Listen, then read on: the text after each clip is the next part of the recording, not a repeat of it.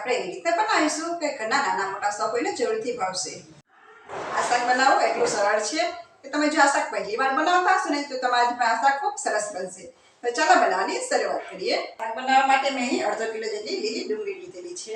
હવે આ ડુંગળીને આપણે કટ કરી લઈશું. અહીં આપણે ડુંગળીને આખી કટ કરવાની નથી, પરંતુ આપણે તેમાં આગળનો ભાગ આવી રીતના કટ કરવાનો છે અને પછી આવી રીતના વચ્ચેથી કટ કરી લઈશું. અહીં આપણા કાંદા અને પાન બંને અલગ અલગ કટ કરવાના છે. તો આવી રીતના આપણે બધી ડુંગળીને કટ કરી લઈશું. અહીં પાનને આપણે ઝીણા ઝીણા સમારવાના છે. તો તેના લાંબા ટુકડા કરશો તો તમને ખાવા મજા નહીં આવે. તો તેને આપણે આવી રીતના તમે જોઈ શકશો કે સાવ નાના નાના ટુકડા કરેલા છે. આવી રીતના આપણે બધા પાનને સમારી લઈશું. તો આપણે અહીં કાંદાને અને પાનને અલગ અલગ સમારી લીધેલા છે. અહીં આપણે કાંદાને અને પાનને એટલા માટે અલગ સમારેલા છે કે કાંદાને જતા થોડીક વાર લાગે છે, જ્યારે પાન ફટાફટ ચડી જાય છે. એટલે આપણે બંનેને અલગ અલગ કટ કરવાના છે. તો આપણે ડુંગળીને વઘારી લઈશું. શાક વઘારવા માટે આપણે વાસણ લઈશું. તેમાં આપણે 3 ચમચા જેટલું તેલ એડ કરીશું. હવે આપણે ગેસની ફ્લેમ ઓન કરી દઈશું. તેલ આપણું ગરમ થઈ ગયું છે. તમે એડ કરીશું 1 ચમચી રાઈ. તમારે અહીં જો જીરું એડ કરવું હોય તો તમે કરી શકો છો. રાઈ આપણી સતરાઈ એટલે તેમાં એડ કરીશું થોડી હિંગ. પછી એડ કરીશું ઝીણું સમારેલું લસણ. લસણને આપણે 1 મિનિટ માટે સાતરી લઈશું.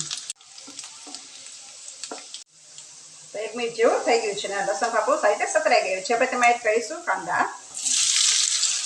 હવે આપણે તેને મીડિયમ ગેસ ઉપર તળવા દેવાના છે. આપણે તેને સારી રીતે હલાવી લઈશું. 2 મિનિટ જેવું થઈ ગયું છે. આવા કાંદા સારી રીતે સતરાઈ ગયા છે. હવે આપણે તેમાં મસાલા એડ કરી દઈશું. આપણે તેમાં 1 ચમચી હળદર, 1 ચમચી જેટલો ધાણા જીરું પાવડર, નહીં 3 ચમચી જેટલું આપણે લાલ મરચું એડ કરીશું. તમે તીખાશ તમારા સ્વાદ પ્રમાણે લઈ શકો છો, વધુ કે ઓછું. અહીં આપણે આ શાક તીખું અને તમતમતું બનાવવાનું છે, માટે અહીં હું 3 ચમચી જેટલું મરચું લઉં છું. પછી આપણે એડ કરીશું ટમેટાં. અહીં મેં 2 ટમેટાં લીધેલા છે. હવે આ બધાને આપણે સારી રીતે મિક્સ કરી લઈશું. અને આપણે હવે ટમેટાં થોડા આપણા ગળી જાય ત્યાં સુધી આપણે દેવા દઈશું.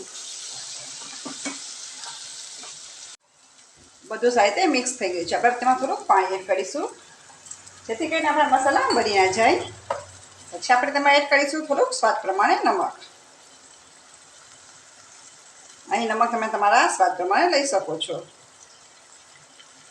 હવે આપણે બધું સારી રીતે મિક્સ કરી લઈશું.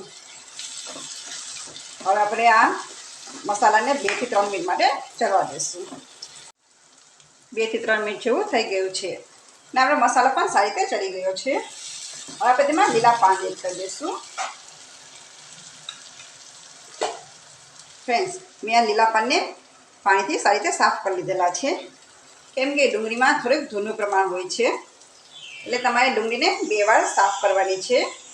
એકવાર તમે ડુંગળી કટ કરો એની પહેલાં અને પછી પાંદડાને તમે ડુંગળી કટ કર્યા પછી સમારવાના છે. હવે આપણે સારી રીતે મિક્સ કરી લઈશું. અહીં જો તમારે ટમેટાં આખા ના લેવા હોય તો તમે ટમેટાની ગ્રેવી પણ કરી શકો છો.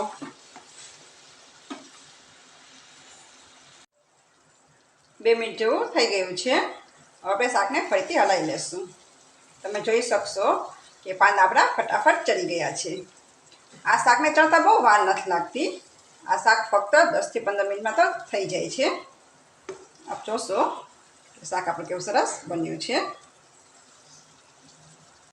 તો આ શાકને આપણે હવે 2 મિનિટ માટે રહેવા દઈશું. પછી આપણે ગેસની ફ્લેમ બંધ કરી દઈશું. 2 મિનિટ જેવું થઈ ગયું છે અને આપણું શાક પણ સારી રીતે ચડી ગયું છે. આપણે ગેસની ફ્લેમને બંધ કરી દઈશું. તો ફ્રેન્ડ્સ, મને કોમેન્ટમાં જરૂરથી જણાવજો કે તમને આ શાક બનાવવાની રેસીપી કેવી લાગી. અને જો તમે પણ આ લીલી ડુંગળીનું શાક બનાવતા હોય તો તમે કેવી રીતના બનાવો છો તે મને કોમેન્ટમાં જરૂરથી જણાવજો. હવે આ શાકને આપણે એક પ્લેટમાં સર્વ કરી લઈશું. આ શાક એટલું સ્વાદિષ્ટ બનશે કે ઘરના સૌ તો આંગળા ચાટતા જ રહી જશે. તો અત્યારે શિયાળાની સિઝન ચાલી રહી છે ને લીલી ડુંગળી પણ ભરપૂર માત્રામાં આવી રહી છે. તો ફ્રેન્ડ્સ, તમે પણ એકવાર આ શાક બનાવવાની જરૂરથી ટ્રાય કરજો. તો તૈયાર છે આપણું તીખું અને તમતમતું એવું કાઠિયાવાડી લીલી ડુંગળીનું શાક. આ શાક એટલું સ્વાદિષ્ટ બનશે કે તમે બીજા બધા શાક તો ભૂલી જ જશો.